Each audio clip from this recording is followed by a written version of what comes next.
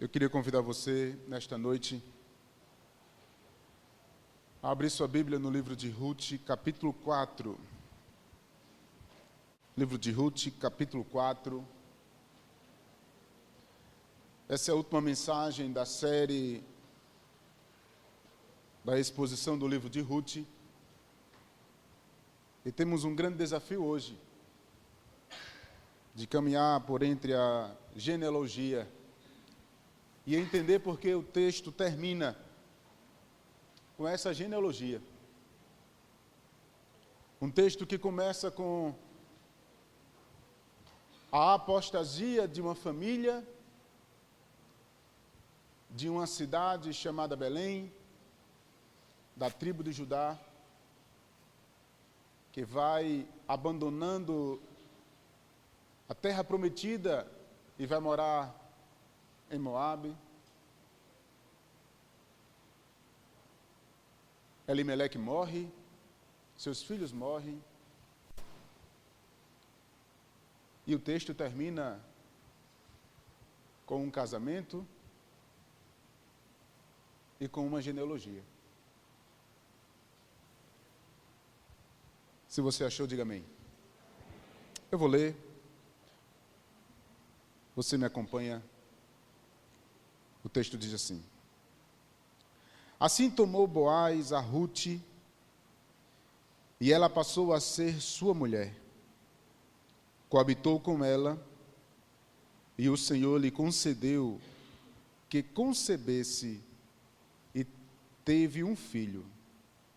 Então as mulheres disseram a Noemi: Seja bendito o Senhor, que não deixou hoje de te dar um neto, que será teu resgatador, e seja afamado em Israel o nome dele. Ele será restaurador da vida e consolador da tua velhice, pois tua nora, que te ama, o deu à luz, e ela te é melhor do que 7 filhos. Noemi tomou o menino e pôs no regaço e entrou para cuidar dele.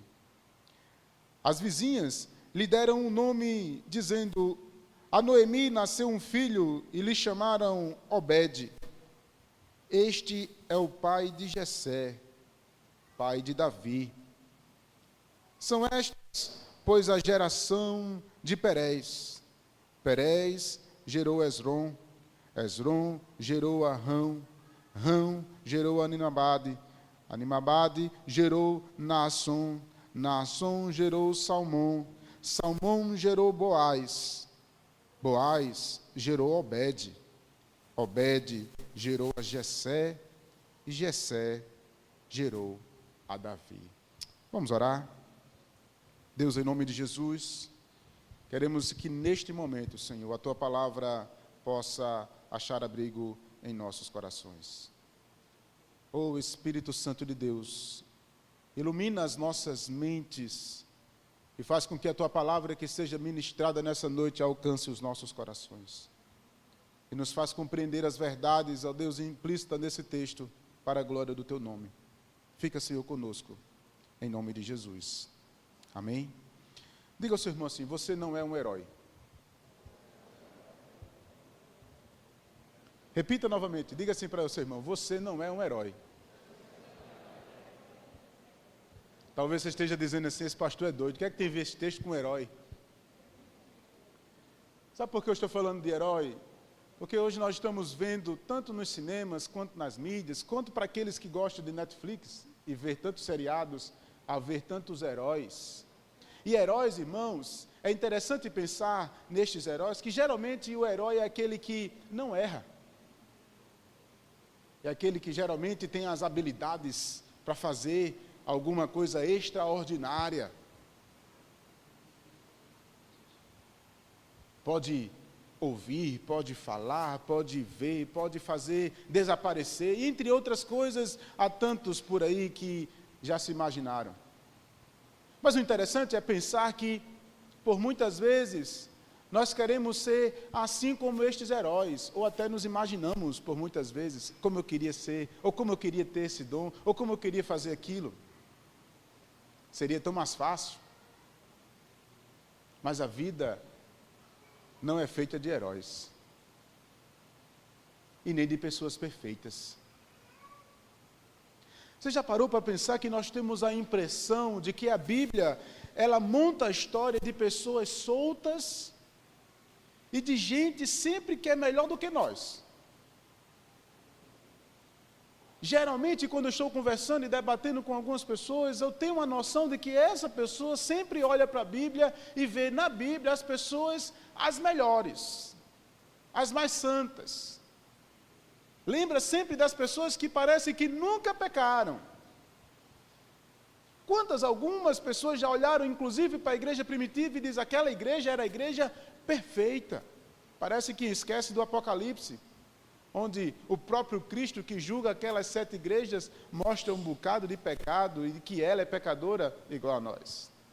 Mas você já parou para pensar que nós temos essa perspectiva, essa ideia de que por muitas vezes gostaríamos de ser como aqueles heróis que não erram e que têm outras oportunidades para fazer coisas.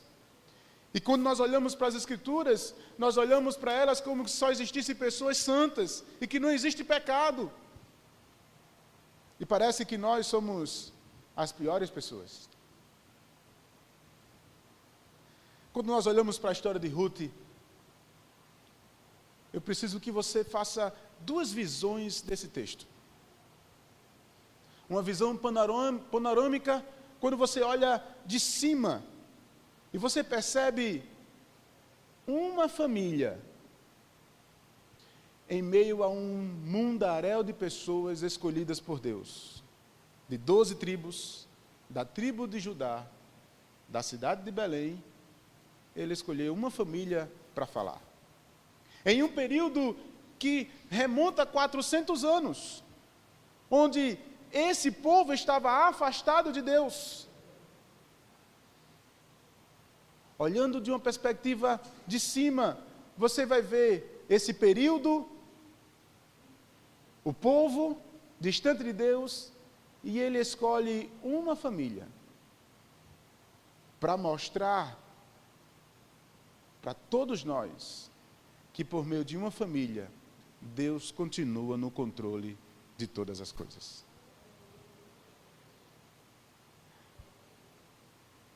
Ele coloca juízo na terra de Belém, na casa de pão, não produz pão. Elimeleque abandona a terra e vai para uma terra idólatra. Leva seus filhos morrem. Noemi escuta falar de que novamente a terra está sendo abençoada por Deus, e ela sente desejo de voltar, e ela volta, mas as suas 2 noras estão voltando com ela. É um peso. E ela diz, voltem para suas terras, voltem para suas famílias. Orfa, por sua vez, volta. Mas Ruth se converte ao Senhor e declara aquela linda declaração de amor, um amor pactual, e diz para ela, o teu Deus será o meu Deus. E vai abandonando tudo o que está para trás, toda a sua segurança, toda a sua proteção, e vai de encontro a uma coisa que ela não tem mais certeza, nem qualquer coisa que pode acontecer com ela. E ao ir, ela volta com Noemi, sem nada nas mãos. Chega naquele lugar, ela é movida pelo Espírito e movida por Deus a sair da inércia e vai começar a trabalhar, e trabalha exatamente naquele que poderia ser o seu resgatador. Ao chegar lá, ela é conduzida e é promovida, sua sogra leva ela a ir para um local, olha, vai lá naquela festa, e naquela festa você se declara para ele, e espera as coisas acontecer, mas Ruth, convertida ao Senhor, não deixa que as coisas aconteçam fora do padrão de Deus. Ela chega para ele e diz, olha, tu és meu resgatador, passa-te a capa, ou seja, casa-te comigo. E Boaz, ele entende isso, compreende essa ação diante de Deus e diante daquele homem, ele consente, gosta daquela ação e resolve ser seu resgatador, mas antes existe uma pessoa, então ele vai negociar com aquele homem, e ao negociar com ele, Aquele homem que a Bíblia não diz o nome, é o seu fulano, que apenas queria ter ganhos com aquela situação. O seu nome é apagado do livro da história da salvação. Mas Boaz, que resolve perder para ganhar, abraça, casa-se, então, com Ruth. E aqui você percebe Deus conduzindo todas as coisas. E Ruth, uma mulher convertida, uma mulher virtuosa, diante também de um homem piedoso, se casam. E a mulher pobre, vinda de uma terra idólatra, agora casa-se com um homem piedoso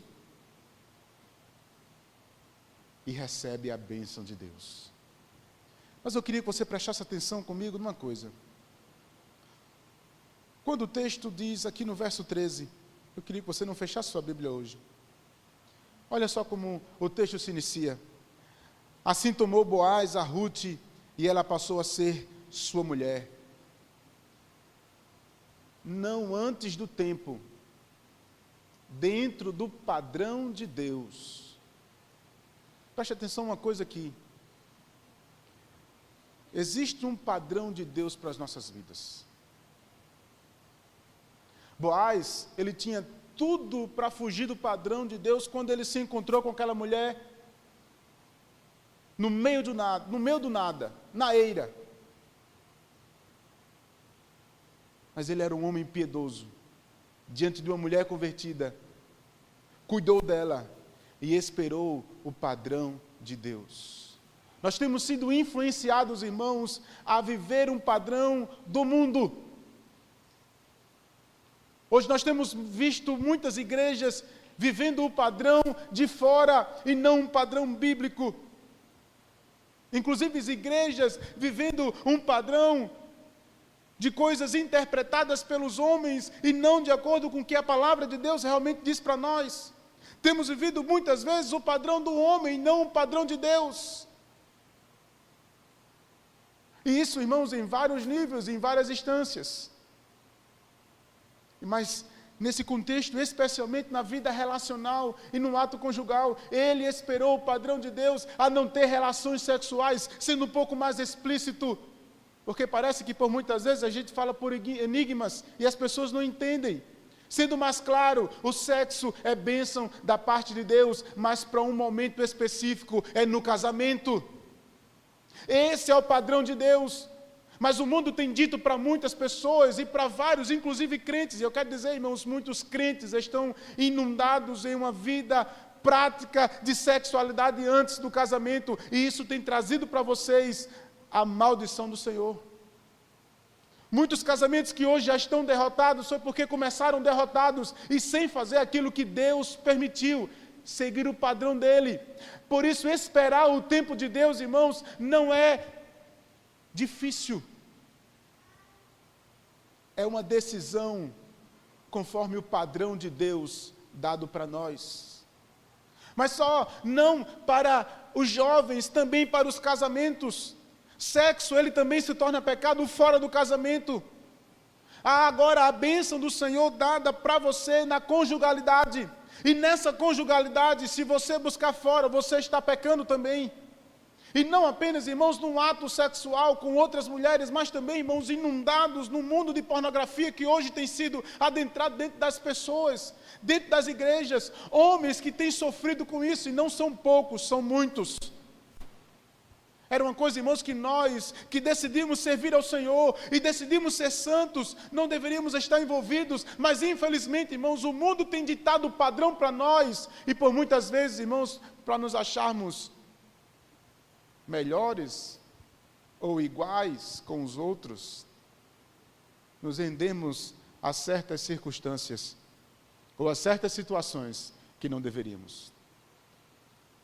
Por isso, quando eu olho para esse texto, eu percebo o padrão de Deus sendo ditado claramente, sem nenhuma dificuldade. Eu e você, tanto casais quanto solteiros, precisamos viver o padrão de Deus. Eu desfruto o padrão de Deus na minha vida.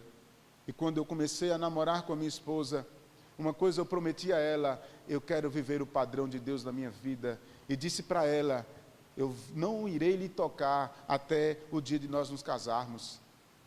E quando ela foi me entregue pelo seu pai nas minhas mãos, e ficamos diante do altar e diante do oficial, do pastor José Hilton, eu disse uma coisa no ouvido dela, eu disse: minha promessa termina hoje.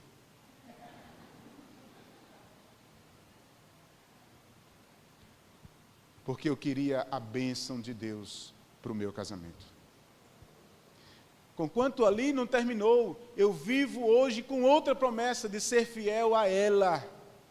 E isso, irmãos, cabe para nós, todos os casados, vivermos na constância de viver o padrão de Deus. Deus nos escolheu para sermos padrões e sermos de tal maneira que os outros possam olhar para nós, e aqueles que estão lá fora, que não vivem o padrão, vão estranhar e vão nos perseguir e vão nos tentar, mas nós precisamos estar firmados naquilo que Deus determinou para nós. Mas tem outra coisa nesse texto que eu acho lindo. É o tempo de Deus. Preste atenção. Assim tomou Boaz a Ruth, e ela passou a ser sua mulher. Coabitou com ela. E o Senhor lhe concedeu que concebesse e tivesse um filho. Preste atenção aqui uma coisa. Ruth, ela foi casada. Nós não sabemos quanto tempo antes. Não sabemos. Podemos aí entender pelos 10 anos que ele viveu lá.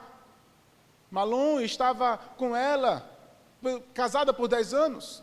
Mas vamos diminuir isso, porque talvez ele chegou e não casou logo, ele pode ter diminuído esse tempo. Vamos pensar em 5 anos. E em 5 anos, tendo a sua vida conjugal com o filho de Elimeleque, ela não teve filhos. Talvez uma possível esterilidade, não sei, algo que nós não podemos explicar, mas uma coisa interessante, ela não teve filhos. Mas quando você percebe a narrativa aqui, irmãos, há um momento em que assim que ela casa e ela toma o seu esposo, Deus a abençoa com um filho. E isso, irmãos, me chama a atenção por 2 instâncias. Porque, em primeiro lugar, nós precisamos estar atentos que existe o tempo de Deus para as nossas vidas. Ela passou, talvez, e tinha a expectativa de ter filhos, mas Deus não permitiu. Não houve a ação, Deus não houve, mas assim que ela tivesse, mas aí existe outra instância, é que se ela tivesse tido um filho naquele momento, o seu filho lá atrás não seria o avô de Davi.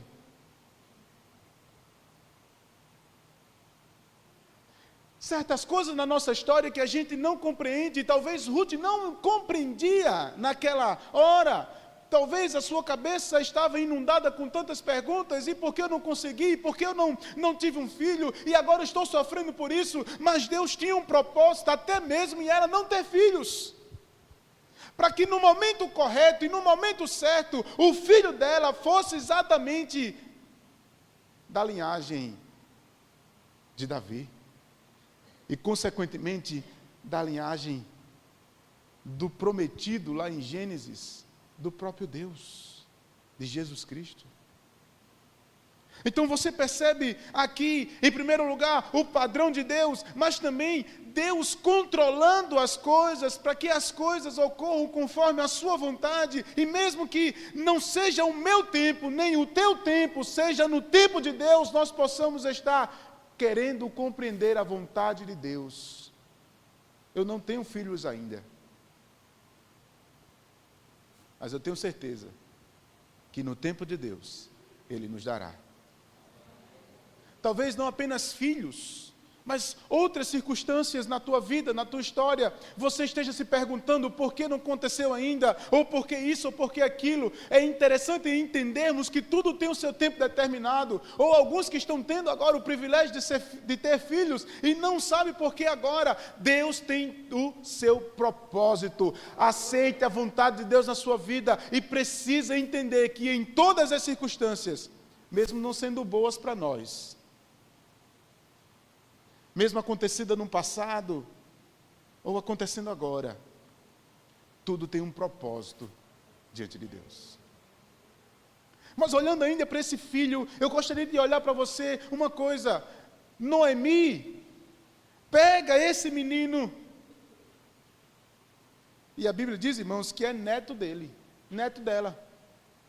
Olha só o que o texto diz. Então as mulheres disseram a Noemi: seja bendito, seja o Senhor bendito, que não deixou hoje de te dar um neto. Opa, neto? Como assim neto de Noemi? Ruth não é nada dela, e Boaz muito menos. Como é que o filho deles agora é neto de Noemi? Isso graças à lei do levirato, de modo que agora este menino, por causa do resgatador, está resgatando o nome de Elimeleque e o nome de Malom, de tal maneira que ele agora é neto de Noemi. Sabe, uma coisa que me chama a atenção aqui é o aspecto da adoção, que esse texto suscita para nós. Ele não é filho de sangue, ele não é neto de sangue, mas agora por causa das circunstâncias e do resgatador, esse filho, esse neto agora vai ser criado como dela. Há uma ação adotiva diante dessa perspectiva, mas eu queria aplicar isso a algo bem interessante para nós, sabe por quê? Porque também nós somos adotados. A palavra de Deus diz que nós somos adotados.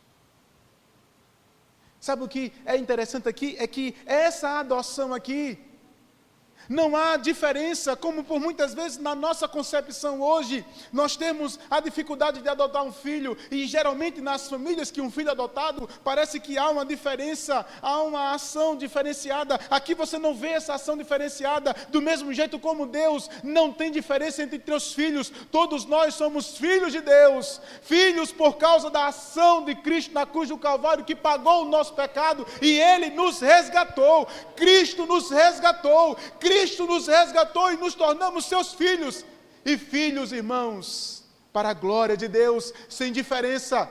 Diante do Senhor todos nós somos iguais. Eu e você fomos adotados por Deus e agora podemos clamar: Abba Pai, como diz Gálatas. O Espírito do Senhor que agora nos faz sermos seus filhos, e clamamos a Ele como filhos genuínos. Nós não somos pirata, nem réplica. Nós somos filhos genuínos, ainda que adotados. Mas preste atenção mais nesse texto.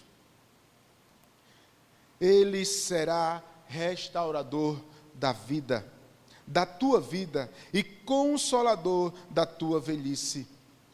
Pois tua nora que te ama o deu à luz, e ela te é melhor do que 7 filhos. Mas esse texto vai dizer algo interessante. Quando nós percebemos que Noemi tomou o menino e pôs no regaço e começou a cuidar dele, as vizinhas lhe deram o nome dizendo: Noemi nascera um filho, e lhe chamaram Obed. Este é o pai de Jessé, o pai de Davi. Obed significa servo. E esse texto, irmãos, esse nome vai ser dado pelas vizinhas e não geralmente pelos familiares, como era de costume. Mas esse texto e esse menino em especial aponta para o serviço, mas também para ser aquele que vai servir tanto a Noemi quanto a Ruth, no aspecto dele ser o resgatador, o garantidor da herança que foi dada e passada para eles. Mas o que eu queria chamar a sua atenção nesta noite, de maneira especial, é para aquilo que geralmente a gente não consegue ler. É para a genealogia. Lembra que eu falei no começo? Você não é um herói? Que nós olhamos para as Escrituras e temos a tendência de perceber que há uma história solta de pessoas santas e melhores do que nós. Quando você olha para essa genealogia, você vai ter uma impressão diferente da minha, ou daquelas que pensam assim. Olha só, são estas, pois, a geração de Perez, que gerou Esrom, Esrom gerou Rão, Rão gerou Aminabade, Aminabade gerou Naasson, Naasson gerou Salmão, e Salmão gerou Boaz, e Boaz gerou Obed, e Obed gerou Jessé, e Jessé gerou Davi. Só que eu queria que você fizesse um exercíciozinho comigo. Vá comigo aqui para Mateus. Vá lá para Mateus. Abra sua Bíblia. Eu não queria que você não lesse esse texto. Eu quero que você abra a Bíblia e leia comigo esse texto. Mateus capítulo 1. Essa é a mesma genealogia que está escrita em Ruth, mas de uma maneira diferente.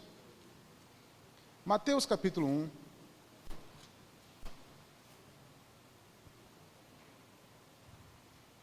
A partir do verso 1 diz assim: livro da genealogia de Jesus Cristo, filho de Davi, filho de Abraão. Abraão gerou Isaque, Isaque a Jacó, Jacó a Judá e a seus irmãos. Judá gerou a Tamar, e Tamar a Perez e a Zera. Perez gerou Esrom, Esrom a Arão, Arão a Aminabade, Aminabade a Naasson, Naasson a Salmão. Salmão gerou de quem?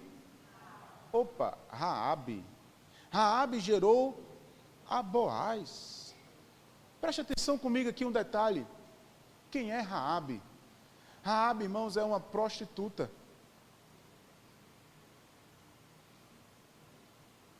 Que se converteu em meio a um ataque do povo, guiado por Josué. E ela ouviu falar das coisas que Deus estava fazendo. Então ela oculta os espias. E Deus aguarda. Ela se converte. E uma prostituta se converte ao Senhor. E um homem de Israel chamado Salmão, ou cabamacho esse, se esquece do seu passado e diz: tu se converteste, vai ser a minha mulher. Independente de quantos homens tu dormisse, independente de quantas pessoas tu tivesse desprazer ou prazer, agora tu vai ser a minha mulher, porque tu és mulher de Deus agora. E esta mulher já era quem? A Boaz. Boaz, irmãos, então, é um homem de Deus, nascido de uma mulher extremamente pecadora, e tinha tudo para ser uma pessoa também desordeira e viver de maneira desassociada do padrão de Deus. Mas Boaz, ao olhar para Ruth, parece que ele lembra da sua avó ou da sua mãe. Ele esquece o passado de Ruth, uma mulher moabita, uma mulher que não teria Deus como seu único Deus, e decide então casar-se com ela. Preste atenção.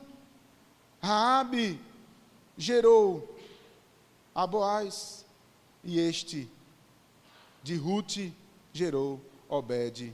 Obed a Jessé gerou ao rei Davi. Duas coisas me chamam a atenção aqui, irmãos. Em primeiro lugar, quando nós nos convertemos ao Senhor, Deus esquece o passado.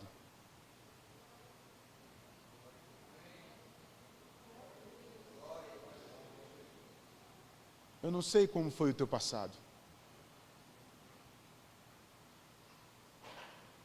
Eu não sei como foi a tua vida, nem as tuas trajetórias. Coisas que só você sabe, coisas que só você já viveu.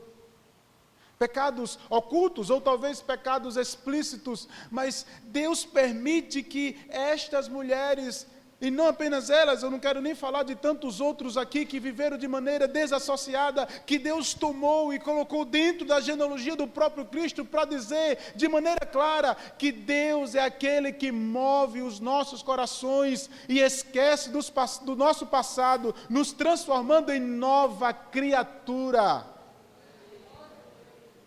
Eu percebo, irmãos, que muitos que estão dentro da igreja ainda vivem culpados pelo seu passado, pelas suas práticas e pelas suas atitudes.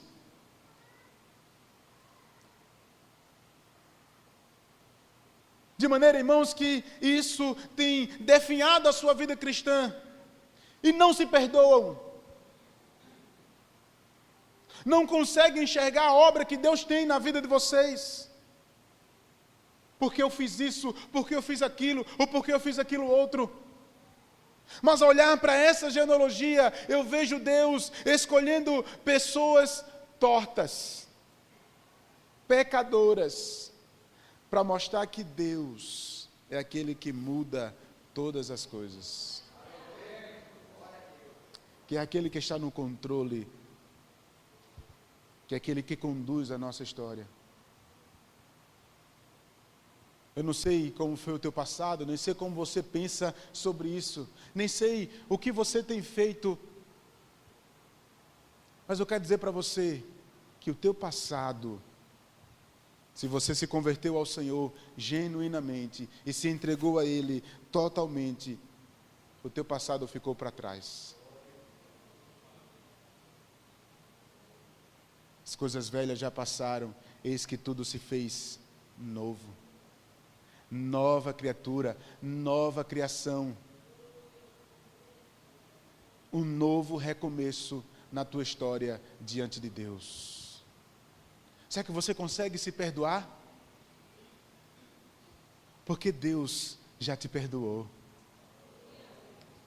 Será que você consegue entender que o teu passado passou, independente se você fez isso há 2 anos, há 10 anos, independente das suas práticas passadas, Deus já te perdoou. Oh, que maravilha, irmão, saber que esse Deus maravilhoso me ama de tal maneira que me perdoou com o seu sacrifício na cruz do Calvário. E agora me permite uma nova história. E essa história eu não sei, essa história eu não conheço, mas Ele sabe os propósitos, pois Ele tem o domínio de todas as coisas. Eu não consigo enxergar aqui daqui a 2 gerações, mas Ele sabe o que vai fazer da minha vida, o que vai fazer dos meus filhos, o que vai fazer com a minha obra. Eu não consigo entender, assim como Ruth e Boaz também não tinha noção. Ruth e Boaz não sabia que o seu filho seria aquele que seria o avô, não tinha essa noção. Como por muitas vezes a gente tem a ideia de que essas pessoas eram santas demais. Não, foram homens e mulheres pecadores, que Deus escolheu assim, conduzindo para um propósito, para um fim, para mostrar que Deus ama e tem escolhido um povo pecador, para fazer para si aquele grande povo que vai estar lá no céu, glorificando a Ele. Mas irmãos, isso aqui me chama a outra coisa, outra atenção para mim. É que por muitas vezes, irmãos, nós temos a ideia de que Deus não cuida de nós. Deus não cuida da gente. Parece que as coisas, as atitudes, eu vim passando por tantas lutas, eu vim passando por tantas situações diferentes, e parece que a minha vida sempre é uma vida tribulada, e eu não percebo, parece que eu estou tão amargurado, assim como Mara, ou melhor, assim como Noemi, que agora não é mais Mara, agora é Noemi, agradável novamente, cuidando do seu filho, do seu neto. E aí, irmãos, na condução da nossa vida, parece que nós não enxergamos o Deus que está cuidando de todas as coisas e nos guardando nos mínimos detalhes. Eu fiz um exercício aqui com os jovens hoje pela manhã. Eu disse, eu quero provar para você que Deus te ama. E que Deus tem um propósito com você. Eu disse, vamos fazer um exercício. Pense nos seus pais.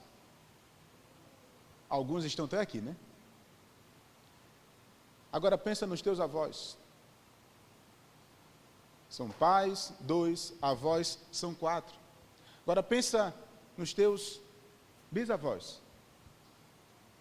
2, 4, 8. Agora nos seus taravós. Já sobe para 16. E você vai subindo e subindo. Vai até, irmãos, a uma genealogia enorme.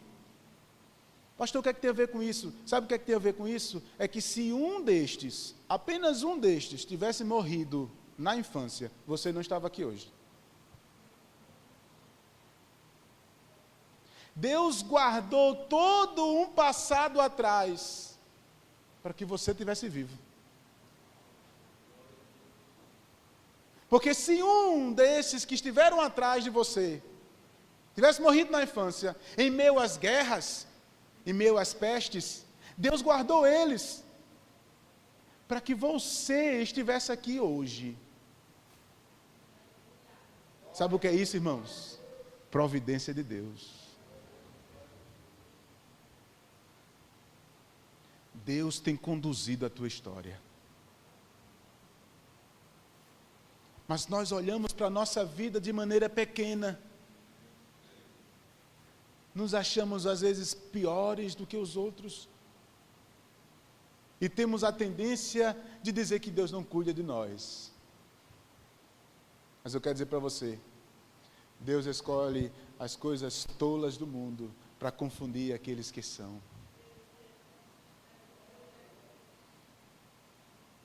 Eu me lembro de uma história que aconteceu comigo. No ano que eu decidi ir para o seminário, houve uma febre na minha igreja, e junto comigo foram 12 seminaristas. Se levantaram para estudar a palavra de Deus com um coração. E daqueles 12, eu estava no meio, mas o conselho da minha igreja não queria que eu fosse. Fizeram uma reunião e disse, dos 12, só não dá certo o Maurílio. E o pastor da época disse, por quê? É inconstante, é menino. Mas o pastor olhou e disse, mas ele tem convicção. Mas o conselho decidiu que não.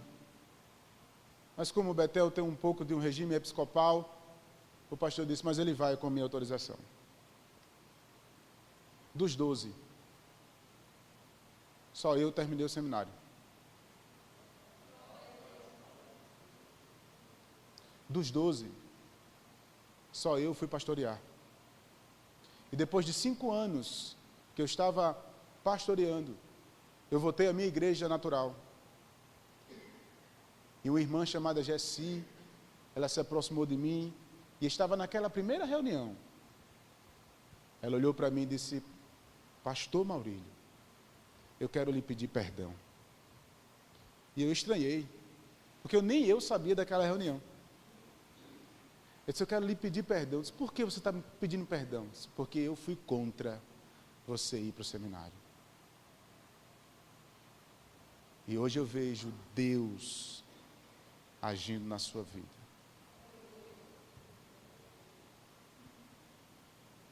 Deus escolhe as coisas tolas, aquelas que não são, para confundir os que são. Eu não estou dizendo que eu sou melhor do que os 12, não. Eu só estou dizendo que Deus tratou comigo e tem me levado a servir ao Senhor. E daqueles 12, eu era o menos provável a dar certo. Talvez você esteja sendo, ou se sentindo, o patinho feio da história. Aquele que talvez você ache que nada venha dar certo na sua vida. Mas eu quero dizer para você, Deus te escolheu. Deus tem conduzido a tua história. E você está viva ou vivo pela providência de Deus. Se alguma coisa ainda não está dando certo, espere tão somente no Senhor. Viva e queira viver não o padrão do mundo, mas o padrão daquele que te escolheu. E saiba que no tempo certo, Deus irá te abençoar. eu volto para a pergunta e a afirmação que eu fiz no início. Eu e você não somos heróis. Somos pecadores, escolhidos por Deus. E em meio à sua providência e o seu cuidado, nós estamos aqui, vivendo a vida que Ele tem para nós, colocando em nós o exercício da fé e crendo que Ele irá nos abençoar. Se você ainda não conseguiu, espere, porque o Senhor há de te abençoar.